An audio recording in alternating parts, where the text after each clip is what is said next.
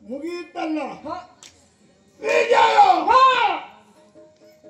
ಮಲ್ಲರಿಗೆ ಮಲ್ಲ ಜಗ ಮಲ್ಲ ರಾಣ ಮಲ್ಲ ಹರಿದೇವೀರ ಮಾರ್ಕಂಡಯ್ಯ ಅವ ನಿಮ್ಮಪ್ಪ ಹರಿದೇವೀರ ಮಾರ್ತಾಂಡ ಒಳ್ಳೆ ಹೋಗ್ಬೇಕು ಆಧಾರಕ್ಕೆ ಸರಿ ಯಾರು ಅಂತ ಕೇಳಿದ್ರೆ ಎಲ್ಲಿ ಎಲ್ಲಿ ಕಿಸ್ಕ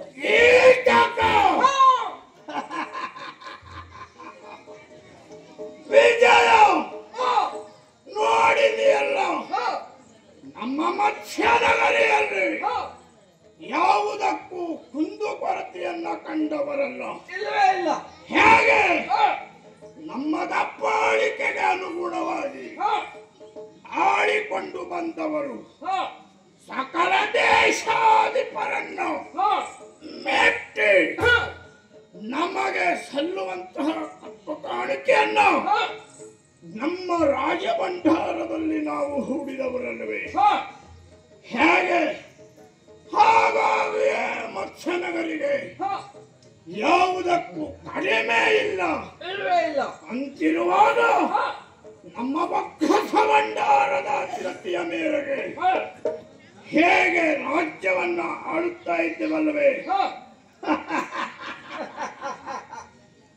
ಎಲ್ಲವ ವಿಜಯ ಇವತ್ತಿನ ಈ ಪೂರ್ಣವಾದಂತಹ ಮಹಾಸಭೆಗೆ ನಾನು ನಿನ್ನನ್ನ ಕರೆಯುವುದಕ್ಕೆ ಏನು ಯಾಕಾಗಿ ಕರೆಯುವುದಕ್ಕಲ್ಲವೋ ಕಾರಣ ಇರಬೇಕು ಎನ್ನುವಂತಹ ನೆಲೆಯಲ್ಲಿ ಕರೆದಿದ್ದೇನೆ ಏನು ಕಾರಣ ಹಾಗಿದ್ದರೆ ಕರೆದ ಕಾರಣವೇನು ಗೊತ್ತೇ ಒಂದು ದಿನ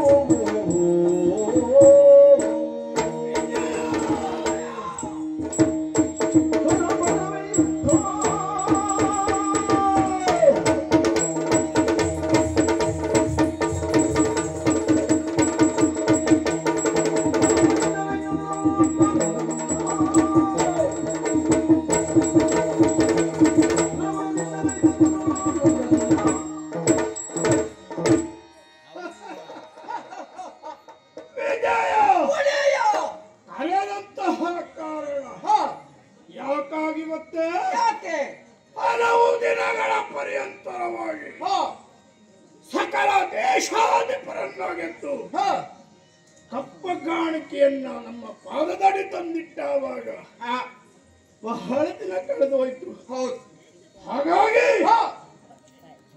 ಹಲವು ದಿನಗಳ ಪರ್ಯಂತರವಾಗಿ ನಾವು ಹಾಗೇ ಕುಳಿತುಕೊಳ್ಳುವುದಕ್ಕೆ ಸಾಧ್ಯವೇ ಇಲ್ಲವೇ ಇಲ್ಲ ಕುಳಿತು ಉಣ್ಣುವವನಿಗೆ ಕುಡಿಕೆ ಹಣ್ಣು ಸಾಲದಂತೆ ಕೂತಲ್ಲೇ ಇದ್ರೆ ನಮಗ ಹಾಕುವವರು ಯಾರು? ನಮ್ಮಲ್ಲಿ ಬಲ ಇದೆ ಎಂದ ಮಾತ್ರಕ್ಕೆ ಇದ್ದಾವಾಗ ಗಳಿಸಿಕೊಂಡಿದ್ದೇವೆ. ಹಾಗಂತ ಈಗಿನ ಪ್ರಾಯ ಯಾವುದು? ನಮ್ಮಲ್ಲಿ ನಡೆಯಬಹುದಾದಂತಹ ಆಚಾರ ವಿಚಾರಗಳ ಬಗ್ಗೆ ನಾವು ಸ್ವಲ್ಪವಾದರೂ ವಿಚಾರ ಮಾಡಬೇಕು ವಿಜಯ.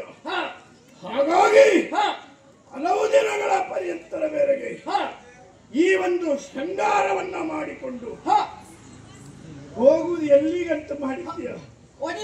ಏನು ನಿಮ್ಮ ಈ ಶೃಂಗಾರವನ್ನ ಕಂಡಾಗ ನನಗನಿಸುವುದು ಏನು? ನೀವು ಕೀಚಕರೇ, ಅನುಮಾನವ? ನೀವು ಕೀಚಕರೇ, ಅನುಮಾನವ? ನೀವು ಕೀಚಕರೇ. ಮತ್ತೆ ವಿಜಯ ಇದ್ದಲ್ಲಿ ಕೀಚಕ ಇರಲೇಬೇಕು, ಕೀಚಕ ಇದ್ದಲ್ಲಿ ವಿಜಯ. ಅದು ಉಲ್ಲೇಖ ಆದಂತಹ ನಿಯಮ. ಆದ್ರೆ ಯಾವತ್ತೂ ನಾನು ನಿಮ್ಮನ್ನು ನೋಡ್ತಾ ಇದ್ದವ. ಯಾವ ರೀತಿ? ನಿಮ್ಮಲ್ಲಿ ನಿಮ್ಮೊಟ್ಟಿಗೆ ಇದ್ಕೊಂಡು. ಹಾಗೆ ಇವತ್ತು ಹಾಗಲ್ಲ, ವಿಶೇಷ ಉಂಟು. ವಿಶೇಷ ಅಂದ್ರೆ ನಿಮ್ದೇ ಉಂಟಲ್ಲ, ಇದು ಮುಂಡಗಾಸು. ಮುಂಡಗಾಸು ಮುಂಡಾಸು. ಹೌದು, ಅದೇ ಅದು ನೋಡಿದ್ರೆ ಕಟ್ಟಿದ್ದಲ್ಲ, ಹುಟ್ಟಿದ್ದೋ ಎನ್ನುವ ಹಾಗೆ ಕಾಣ್ತಾ ಉಂಟು. ನಿಮಗಾಗಿ ಮಾತ್ರ ಅದು. ಕೆಲವೊಬ್ಬರು ಕಟ್ತಾರೆ. ಮುಂಡಾಸು ತಲೆಗೆ ಕಟ್ತಾರೋ ಅಥವಾ ತಲೆ ಮುಂಡಾಸಿ ಕಟ್ತಾರೋ ಗೊತ್ತಿಲ್ಲ. ಕಳಿಸುವುದುಂಟು. ಮತ್ತೆ ತಾವರೆ, ತುರಾಯಿ ಎಲ್ಲ ಬೆಳ್ಳಿ ಇದೆ. ಅದು ನಮ್ಮ ಭಂಡಾರದಲ್ಲಿದ್ದಂತೆ. ಹೌದು, ಪರಂಪರೆಯ ಪ್ರತೀಕ. ಮತ್ತು ಭುಜ ಕೀರ್ತಿ. ಭುಜ ಕೀರ್ತಿ ನಿಮ್ಮ ಭುಜದ ಮೇಲೆ ಇರುವುದ ಕಾರಣಕ್ಕಾಗಿ ಅದು ಭುಜ ಕೀರ್ತಿ. ಮತ್ತೆ ಎದೆಹಾರ ಕೌಚಿಕೊಂಡಿದ್ದೀರಾ? ಎಲ್ಲಿ? ಎದೆಯ ಮೇಲೆ. ನಿನ್ನ ಎದೆ ಮೇಲೆ ಅಲ್ಲ ಅಲ್ಲ, ಅದು ಆ ರೀತಿಯಾಗಿ ಧರಿಸಿಕೊಂಡಿದ್ದೇವೆ.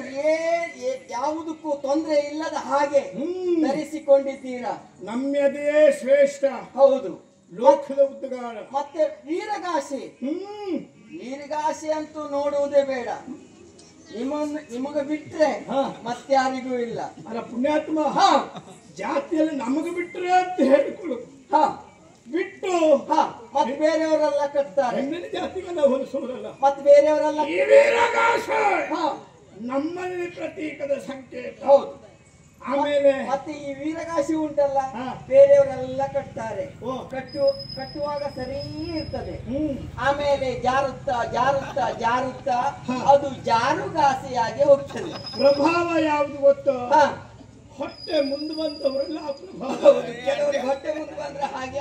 ಆದ್ರೆ ನಮ್ಮಲ್ಲಿ ಹೊಟ್ಟೆ ಇದ್ರೂ ಕೂಡ ಪ್ರಭಾವ ಎಲ್ಲಿ ಯಾವ ಜಾಗದಲ್ಲಿ ಬಿಗಿಬೇಕು ಆ ಜಾಗದಲ್ಲಿ ಬಿಗಿ ಆಗಿದೆ. ಹೌದು, ನಮ್ಮ ಸಂಸ್ಕಾರ ಉಳಿಬೇಕು. ಆ ನೆಲೆಯಲ್ಲಿ ವೀರಗಾಸೆಯ ಪ್ರತೀಕ ನನ್ನದು. ಮತ್ತೆ ಇನ್ನು ನನ್ನ ಈ ಬಟ್ಟೆ ಪೀಠಾಂಬರ ಮೋಡ ಆಗಿದೆ, ಆಗಿದೆ. ಅಲ್ಲ ಮಳೆ ಹೋಗ್ಲಿಕ್ಕ ಹಾಗಲ್ಲ ಒಡೆಯ. ಮತ್ತೆ ನಕ್ಷತ್ರಗಳು ಇದ್ದಂತ ಒಂದೂ ಕಾಣುವುದಿಲ್ಲ. ಎಲ್ಲೋದು? ಅವು ಎಲ್ಲಿ ಹೋದವು ಅಂತ ನಾನು ನೋಡಿದ ಮರೆಯಲ್ಲಿರ್ಬೇಕು.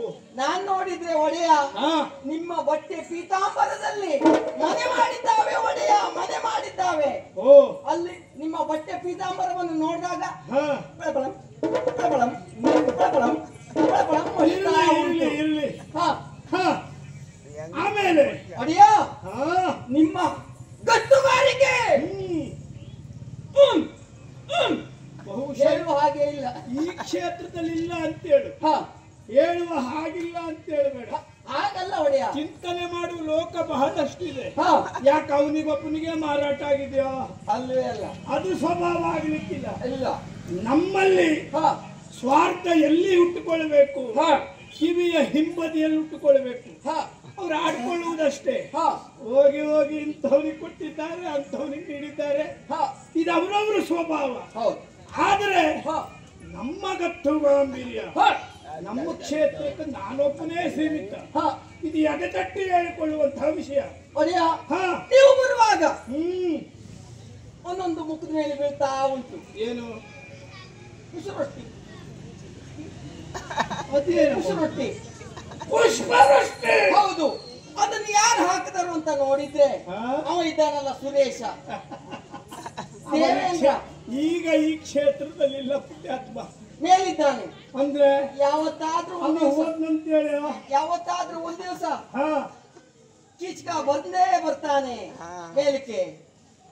ಅಲ್ಲ ಪುಣ್ಯಾತ್ಮ, ಹಾಗಲ್ಲ ಒಡೆಯ. ಹುಟ್ಟಿದವರೆಲ್ಲವರು ಹೋಗುವುದೇ, ಹ, ಮತ್ತೆ ನಾನೊಬ್ಬನೇ ಕೀಚಕ ಬರ್ತಾನೆ ಅಂತೇಳಿ ಅವ ಪುಷ್ಪವೃಷ್ಟಿ ಹಾಕುವುದು. ಹಾಗಲ್ಲ ಒಡೆಯ. ಹಾ? ನೀವು ಸತ್ತು ಹೋಗ್ತೀರಿ ಅಂತಲ್ಲ, ಮತ್ತೆ ನೀವು ದರೆಯ ದಿಗ್ವಿಜಯವನ್ನ ಮಾಡಿದವರು, ಅನೇಕರನ್ನ ಗೆದ್ದವರು, ನನ್ನನ್ನು ಗೆಲ್ಲುವುದಕ್ಕೆ ಬರ್ತಾನೆ ಎನ್ನುವ ಭಯದಿಂದ ಪುಷ್ಪ ಹಾಕ್ತಾ ಇದ್ದಾನೆ. ಮೊದಲೇ ಜಾರಿಕೊಂಡ ಹ,